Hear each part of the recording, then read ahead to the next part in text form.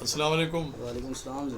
کیا حال ہے سی مارکا ٹھیک ہو خوش ہو؟ اج جری سونی شخصیت کو اسا گئے بیٹھے ہیں نا بے باک ڈیروی صاحب ڈی جی خان جنہیں دی رہائش ہے ڈیرا پھلاں دا سرہا او دے مرکز اے اپنے ادبی سہرے اور ادبی پھل بیٹھے وڈے دا. الحمدللہ سے. کیا حال ہے سی تورا؟ الحمدللہ ٹھیک ہو خوش ہو بھاڑ تکڑے ہی وے؟ تورا کیا حال ہے؟ خیریت ہے؟ دعا اللہ دی رحمت مولا دا کرم ہے سی. بالکل ٹھیک. اللہ بہت محبت سے فضل بھائی تو تشریف گنا ہے. Welcome sir. سلامت رہو.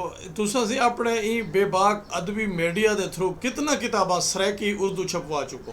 مختلف کتابیں سی تاکہ اصل تقریباً کوئی 144 کتاب انجل تک چھاپ چکے ہیں جن کچھ نصابی کتب بھی ہیں جہاں ریکارڈ گھٹ ہیں سکولوں دے یا ان چیزوں دے ہیں نا سی. ان دے علاوہ باقی ادبی کتب بھی ہیں اندر شاعری نثرے مختلف یہ ہیں سی. شاعری تو تو اپنا کتنا کتاباں؟ میری اپنی کتاباں ٹوٹل تو جہاں سی وہ ہیں 13 کتاباں. 13 لیکن یہ جی ویلے جہاں سریاں شاید تھی چکے نا سی اندر 5 کتاباں ہیں. سسرال مصیبت ہے پہلی کتاب ہے اندر 2 ایڈیشن ہیں مطلب وہ گنتی کرو تو 6 بن دن بن کے تے ان دے علاوہ جہاں نا مطلب 5 کتاباں چھپ چکے ہیں. باقی مسودے ریڈی ہیں تے ہوں ایک کتاب دوجی کتاب میری یہی ہمدرد ہزاروں تے ان دے بھی دوجے ایڈیشن واسطے دوبارہ ایسا مسودہ کٹ کے بیٹھے ہیں سی انشاءاللہ. ویسے جی میں تہاڈی کتاب ہے نا سسرال مصیبت ہے جی میری عادت ہے میں تھوڑا جا مختصر کرنا ہی کو میں ہوں آج میں لکھاں زال مصیبت ہے. اچھا سی سریکی جا کتنا کتاباں تو جا؟ سریکی دے میرے 2 کتاباں ہیں سی لیکن اس زیر اشاعت ہیں تے پہلی کتاب دے وچ کچھ مواد سریکی دا بھی ہے اندر وچ. شاعری واسطے اے عروض بہور اے بہرا کتنا ضروری ہے؟ دیکھو بیسک تے جیڑی گال کھڑی ہے نا جی وہ بہر لازم بالکل نہیں ہے. اندر وچ تواڈے اندر گال کھڑی ہوئے تواڈی گال دا ایک سسٹم ہوئے ایک نظام ہوئے تے باقی جڑی بہراں ہیں یا کچھ ہیں نا یہ چیزاں ثانوی حیثیت ہے نہیں دی لیکن یہ انہیں کو رد نہیں سے کر سکتے اساں بالکل ہی.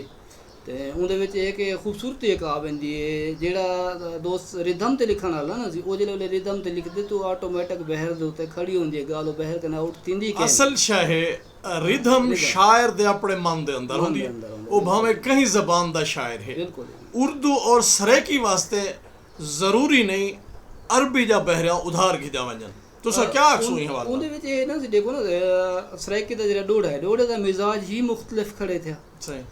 اون دے وچ ہر مصرے دے وچ ایک 2 حصے کھڑے ہوندے تے کہ او کو بہرے میر دے علاوہ تساں بینے بہرے دے اگر فٹ کرن دی کوشش کرنے ہوئے تے او بہت گھٹ مطلب کامیاب تھی نہیں حوالے نال. جبکہ اگر غزل ہے یا نظم کھڑی ہے نا سی تے اون دے وچ بہرا فٹ کرن دی تو بڑا کمال تیندے اون دے وچ کافی اچھا بہرا مطلب ہے. این دنیا دے ہوتے میرے خیال ہے ہزاراں یا لکھاں زباناں ہیں جی کیا وہ سارے زبانیں دا ادب و شاعری عربی دے بہنے اور تو اندو دے کھڑے تھیا؟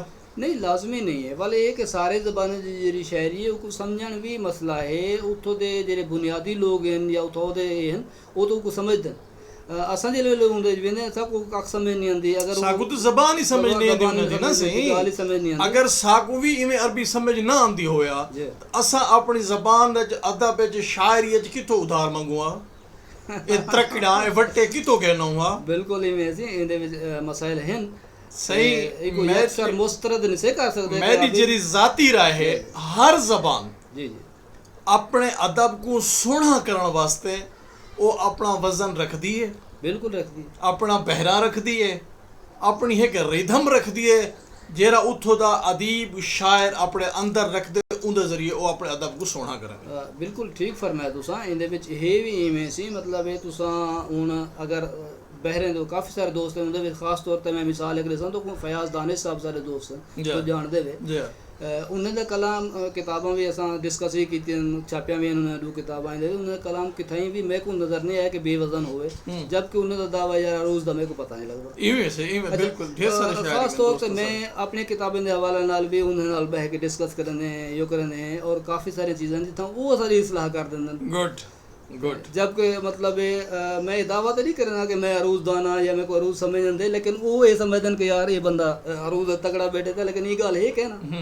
ڈی جی خان دے ادب کو کیری نظر نال دے دے پیو؟ ਡੀ ਜੀ ਖਾਨ ਦਾ ਅਦਬ ਮੁxtਲਿਫ ਪੋਜੀਸ਼ਨ 'ਚ ਰਹਿ ਗਏ ਸੀ, ਉਹਦੇ ਵਿੱਚ ਕਾਫੀ ਅੱਛੇ ਅਦੀਬ ਮੋਹਸਿਨ ਨਕਵੀ ਸਾਹਿਬ ਦੇ ਗਿਨੋ, ਨੂਰ ਮੁਹੰਮਦ ਸੈਲ ਸਾਹਿਬ ਦੇ ਗਿਨੋ, ਕੈਫ ਅੰਸਾਰੀ ਸਾਹਿਬ ਦੇ ਗਿਨੋ, ਉਹਦੇ ਇਲਾਵਾ ਵੀ ਕਾਫੀ ਸਾਰੇ ਅਦੀਬ ਮੌਜੂਦਾ ਦੌਰ ਦੇ ਵਿੱਚ ਵੀ ਦੋਸਤ ਕੰਮ ਕਰ ਰਹੇ ਨੇ। ਤਾਬਿਸ਼ ਬਿਲਕੁਲ ਇਵੇਂ ਸੀ। ਮਜੀਦ ਤਮੰਨਾ ਸਾਹਿਬ ਦੇ ਗਿਨੋ, ਜਵੇਦ ਹਾਸਨ ਸਾਹਿਬ ਦਾ ਬਹੁਤ ਸਾਰਾ ਕੰਮ ਕਰੇ, ਇਜਾਜ਼ ਡੇਰਵੀ ਸਾਹਿਬ ਦਾ ਅਸ਼ਾਦ ਦੇ ਹਵਾਲੇ ਨਾਲ ਇਜਾਜ਼ ਡੇਰਵੀ ਸਾਹਿਬ ਦਾ ਕੰਮ ਬਹੁਤ ਜ਼ਿਆਦਾ ਖੜੇ ਦਿਆ। ਇਹਨਾਂ ਚੀਜ਼ਾਂ کو صحیح ਇਗਨੋਰ نہیں سے کر سکتے۔ ہر حوالے نال ایویں دیکھو نا سی سارے پتھر بازار دی ایک تہذیب کھڑی تھی، تو رمضان طالب صاحب دا کام بہت زیادہ کام کھڑے دیا ادبی حوالے نال۔ طارق صاحب بھی اتھاں رہ گئے، باقاعدہ سرور کربلائی رہ گئے، تے ایویں سعید احمد راشد صاحب رہ گئے، مختلف ہیں اگو کام کار ٹورن والے موجودہ دور وچ بھی موجود ہیں۔ تے شورا دے وچ بھی میں یہ دیکھدا کہ نوجوان شاعر جڑے نا سی خاص طور پہ تعلیم یافتہ دوست بھی ہیں، اندر وچ شاعری دا بھی کافی حد تک مطلب عمل دخل بہت اچھا ہے یہ ہے۔ تے ناصر دے حوالے نال ڈی جی خان میں دے دا بیٹا کہ ہن سن گئے تقریباً، اندر وچ صرف حماد صاحب لکھدے ودن، حماد رضا میرانی صاحب، اندے بعد ایوب کوسا صاحب تھوڑے جن لکھدے ودن، لیکن انہیں کو حالی ٹائم لگ سی، ظاہر ہے وہ ایک نوجوان ہے لیکن ان کی کوشش بہت اچھی ہے۔ تے باقی ناصر اردو نثر یا سرکی دوویں لکھدے ودن میرے خیال تے باقی، کیونکہ نثری حوالے دے نال ڈی جی خان دے وچ کام کافی حد تک رک گئے کو ودھاون دی ضرورت ہے ماشاءاللہ۔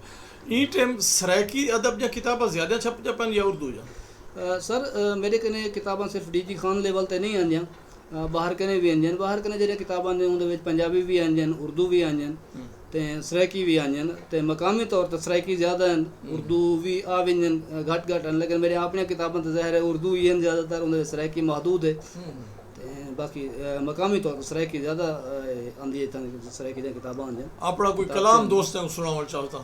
ضرور سی کلام کچھ اپنا پیش کر دیں سی۔ یہ کتاب ایک میری مضافات کے رول ہے، تے اندے وچ ایک کلام کھڑے تے ایک غزل کھڑی ہے۔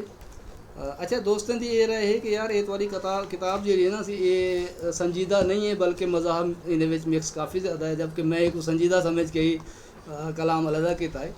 تے ہن جی غزل میں پیش کرنے پہ اون دے وچ انشاء ثبوت بھی آندے کہ ایندا جڑا مطلب ہے وہ ہی مزاح دے وچ کھڑے تے باقی غزل سنجیدہ ہے۔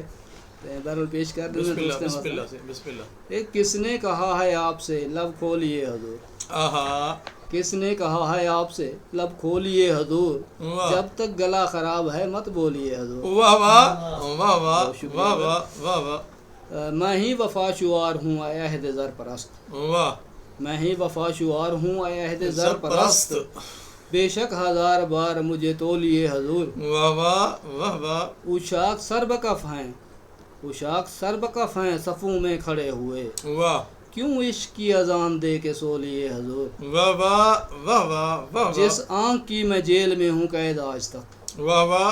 جس آنکھ کی میں جیل میں ہوں قید آج تک، اس آنکھ کے اشارے سے کچھ بولیے حضور۔ واہ واہ۔ میری طرح جناب کو بھی مجھ سے عشق ہے، میری اچھا طرح جناب کو بھی مجھ سے عشق ہے، اقرار کر کے کانوں میں رس گھولیے حضور۔ واہ واہ شکریہ۔ واہ واہ واہ۔ میں نے فقط جناب سے پوچھی ہے دل کی بات، واہ میں نے فقط جناب سے پوچھی ہے دل کی بات، ناراض میری بات پہ کیوں ہو